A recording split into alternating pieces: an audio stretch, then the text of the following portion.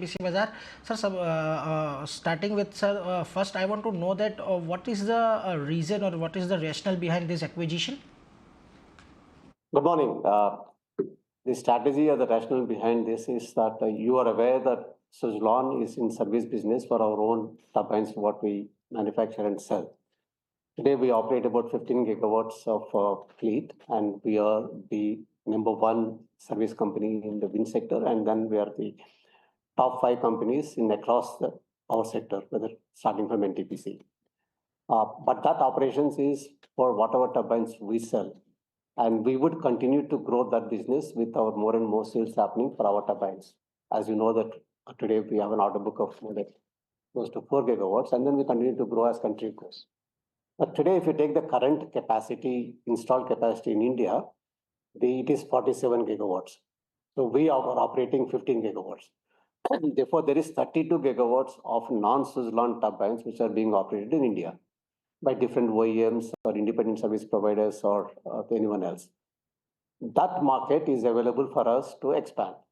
In addition to that, in future, by 2030, we want to move from 47 gigawatts to 100 gigawatts. Therefore, additional 50 gigawatts of capacity is getting added between now and 2030. Even if we take out Suzlon's market share, there is still going to be significant addition of non-Suzlon turbines in the country. There is a huge potential of the existing capacity as well as future capacity in the multi-brand OMS. When I say multi-brand OMS, which is non-Suzlon OMS. This company, which started only in 2015, is the largest independent service provider in India. And they've been growing at a rate of CAGR of 29% over the last 4 years. Today, they have about 2.5 gigawatts. Out of that, 1.8 gigawatts is wind. This acquisition would provide us a platform to leapfrog into non-Suzlon turbines, which is called multi-brand OMS. That's a strategy. Strategy is not just today what they're operating. Strategy is looking at the market and how we can grow. If this company is on its own is able to grow at 29% CAGR and Suzlon coming in, the growth rate will be much more significant. So we would be able to increase our share in the overall turbines, not just limiting ourselves to Suzlon turbines. Strategy number 2 is while this provides us a second engine for growth, in addition to the turbine sales, also the service business is a stable revenue. It's an annuity type of revenues. Whereas the wind turbine business could be cyclical. It keeps going up and down. When the service business keeps growing, that provides us the stability for the cyclical business. So it helps us to stabilize the business. It helps us to withstand the vagaries of the market.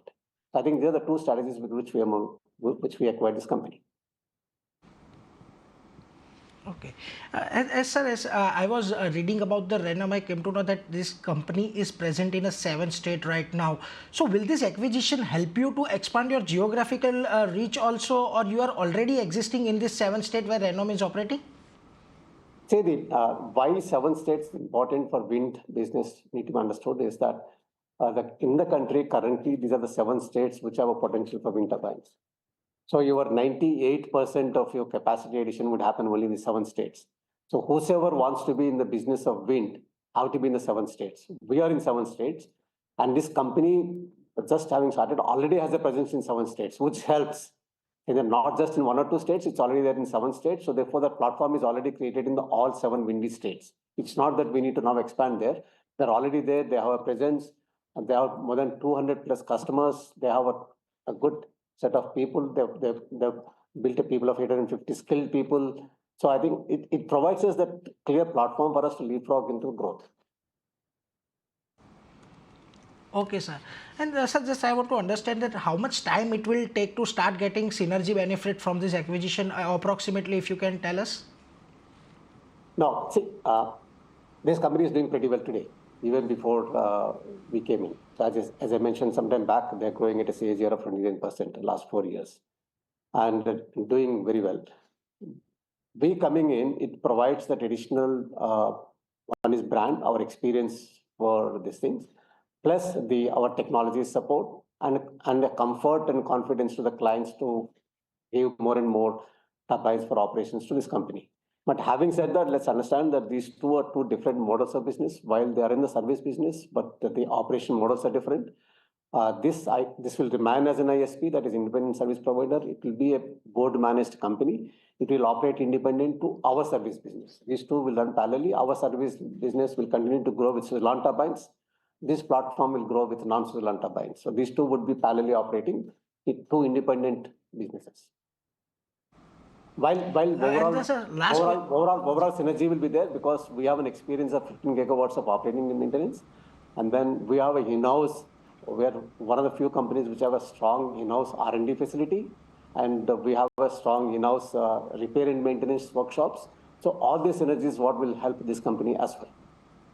And that is available from tomorrow. It's the moment the equation gets completed, we get the control of the company after the condition precedents are met. It's available from the day one for this company. Okay, sir. And sir, the last question I just want to ask about the, sir, as you mentioned earlier, but I just missed that number. So what is the current order book scenario you have?